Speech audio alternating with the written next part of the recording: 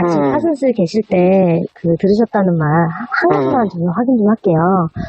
이게 본인이 뭐 이렇게 지원을 해서 이렇게 합격을 한 그런 게 아니라 어느 날 부친이 갑자기 어디다 야 뭐 원서 하나 내봐 이렇게 해가지고 했다고 들었는데 그게 맞나요? 아빠가 하라는 대로 해서 했었던 걸로 나는 그렇게 알고 있었어. 그리고 그렇게 소문이 났고 그렇게 얘기를 들었어. 아, 그랬군요. 그러면 당시에 파슨스에 있었던 직원들이 다 좀 어느 정도는 다 알고 있겠네요? 당연히 그걸 모르는 게 이상한 거지. 아, 그렇군요. 아니, 아까 토론회 하는 거 봤더니, 무슨 아드님이 자기 실력으로 입학했고, 본인이 아무런 뭐를 행사하지 않았다. 자꾸 이렇게 말씀을 문 후보님이 하시더라고요. 일단 말이 돼야 뭘, 아유, 아, 왜요? 참. 본인 아니야. 실력이 좀 별론가요? 본인이 본인 실력을 알걸? 아, 그래요? 그러면, 고용정보원 5급에 이렇게 채용 될 만한 실력은 아니었다? 뭐, 알아서 생각해야지, 그런 건. 어떻게 그거를, 그것까지는. 마치 정말 파슨스를 같이 다닌 동료처럼 얘기하지만 이유미 씨의 친동생이었죠. 이유미 씨는 기사에 나갈 것처럼 우격다짐으로 기사가 될 만한 부분을 물어보고 동생은 참 힘들게 대답하는 장면을 확인할 수 있었습니다.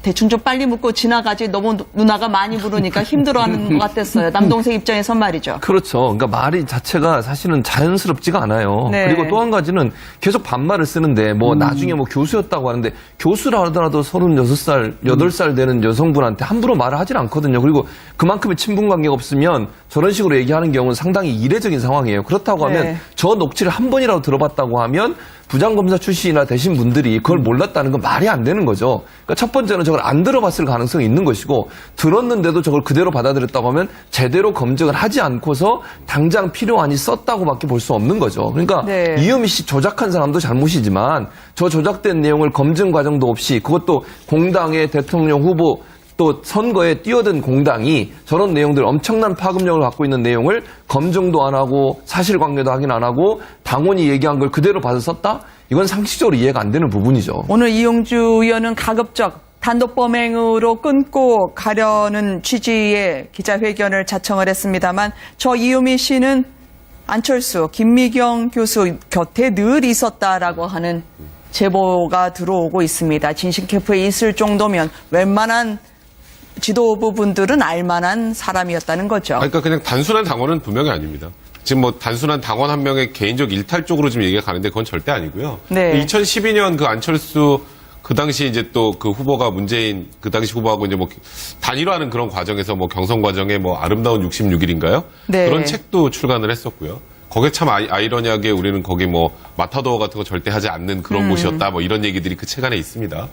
그리고 그 이후에도 어쨌건 정치권을 계속 노크를 했고요. 저번 총선에도 일단 그 후보로 나오려고 했다가 결국 이제 경선을 통과를 못했었는데. 공교롭게 이용주 의원 지었군요. 네, 그렇습니다. 이제 그러다 보니까 이게 단순하게 그냥 개별적인 당원 정도 수준이 아니라 안철수 전 대표의 거의 최측근이라고 봐야 되는 게 맞는 것 같고요.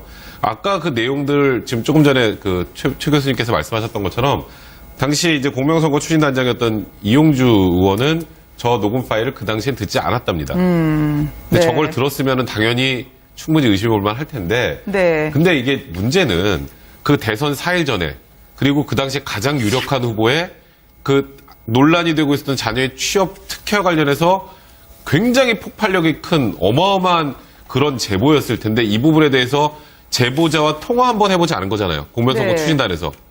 그 부분에 대한 책임 아무리 이게 단독 범행이라고 할지라도 만약에 그 부분에 대해서 자유로울 수는 절대 없다고 생각됩니다. 김미경 교수의 여수, 내가 바로 그곳 출신이다라고 하면서 예비 후보로 국회의원 문을 2번이나 두드렸던 사람 아닙니까? 늘 자신을 김미경 교수 집안에서 챙겨야 한다는 말을 하고 다녔다고 하던데요. 그러니까요. 그만큼 자신이 얼마나 안철수, 김미경 두 분하고 네. 굉장히 내가 어느 정도로 친하다 이걸 계속 이렇게 이제 지속적으로 강조한 거죠. 네. 더더구나 자신의 또 실력을 강조하기 위해서 그 집안에서 자기를 김미경 교수 좀 잘 돌봐주라고 부탁했다는 것 아닙니까?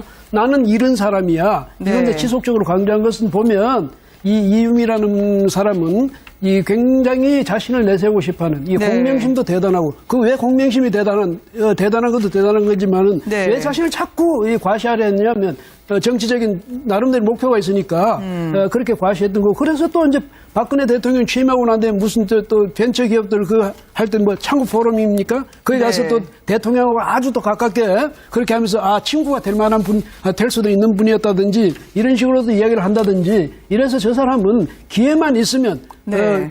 어디든지 가서 굉장한 친화력을 발휘했다. 이렇게 볼 수가 있고요. 그래서 네. 이번에도 보면 그런데 이제 이 정치인들은 특히 정치 리더들은 조심해야 될 것이 항상 문제는 어디에 있느냐. 네. 뭐 악마는 디테일이 있다 하지만 악마는 바로 최측근에 있다는 걸 알았어요.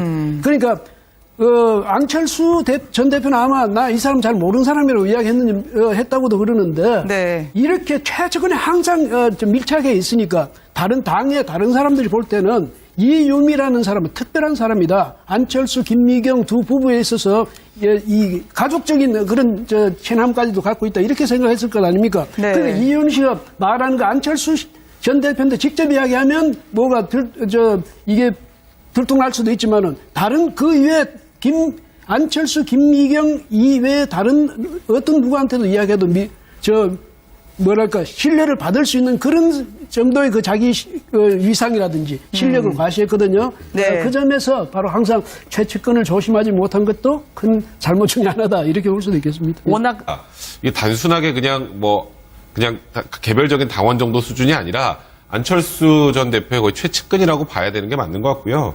아까 그 내용들 지금 조금 전에 최 교수님께서 말씀하셨던 것처럼 당시 이제 공명선거 추진단장이었던 이용주 의원은 저 녹음 파일을 그 당시엔 듣지 않았답니다. 근데 네. 저걸 들었으면 당연히 충분히 의심해 볼 만할 텐데. 네. 근데 이게 문제는 그 대선 4일 전에 그리고 그 당시 가장 유력한 후보의 그 논란이 되고 있었던 자녀의 취업 특혜와 관련해서 굉장히 폭발력이 큰 어마어마한 그런 제보였을 텐데 이 부분에 대해서 제보자와 통화 한번 해보지 않은 거잖아요. 공명선거 네. 추진단에서.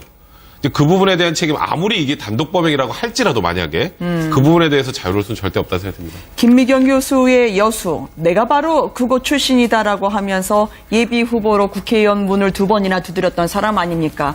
늘 자신을 김미경 교수 집안에서 챙겨야 한다는 말을 하고 다녔다고 하던데요. 그러니까요. 그만큼 자신이 얼마나 안철수, 김미경 두 분하고 네. 굉장히 내가 어느 없이 그것도 공당의 대통령 후보 또 선거에 뛰어든 공당이 저런 내용들 엄청난 파급력을 갖고 있는 내용을 검증도 안 하고 사실관계도 확인 안 하고 당원이 얘기한 걸 그대로 받아 썼다?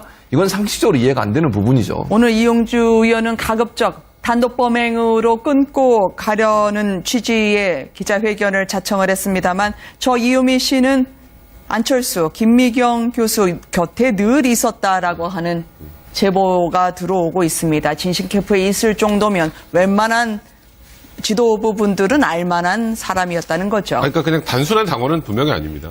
지금 뭐 단순한 당원 한 명의 개인적 일탈 쪽으로 지금 얘기가 가는데 그건 절대 아니고요. 네. 2012년 그 안철수 그 당시 이제 또 그 후보가 문재인 그 당시 후보하고 이제 뭐 단일화하는 그런 과정에서 뭐 경선 과정에 뭐 아름다운 66일인가요? 네. 그런 책도 출간을 했었고요. 거기에 참 아이러니하게 우리는 거기 뭐 마타도어 같은 거 절대 하지 않는 그런 곳이었다 뭐 이런 얘기들이 그 책 안에 있습니다.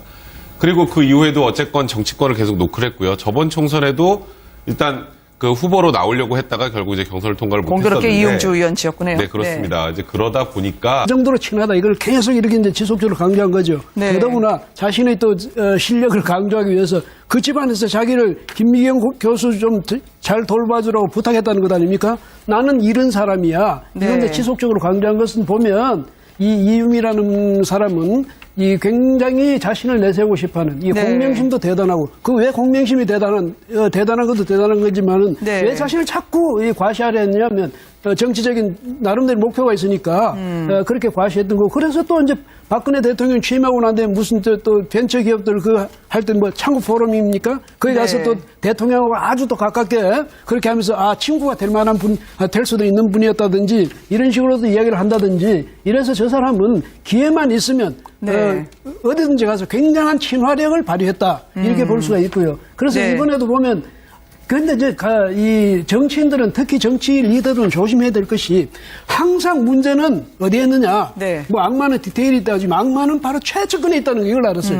그러니까 안철수 전 대표는 아마 나 이 사람 잘 모르는 사람이라고 이야기. 뭐 이렇게 채용 달 만한 실력은 아니었다. 뭐 알아서 생각해야지 그런 건.